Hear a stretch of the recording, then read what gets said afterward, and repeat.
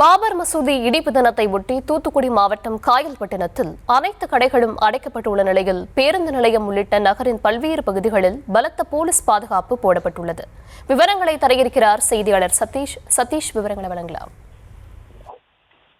வணக்கம் தர்ஷினி. திருச்செந்தூர் அருகே காயல்பட்டினத்தில் பாபர் மசூதி இடிப்பு தினத்தை முன்னிட்டு முழு கடையடைப்பு நடைபெற்றது. பலத்த போலீஸ் பாதுகாப்பு போடப்பட்டது. அந்த காட்சியை தற்போது பார்த்து வருகிறோம்.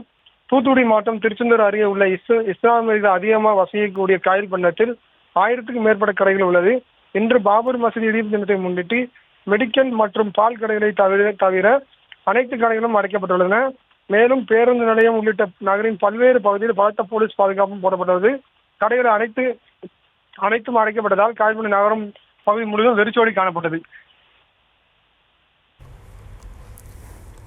விவரங்களுக்கு நன்றி.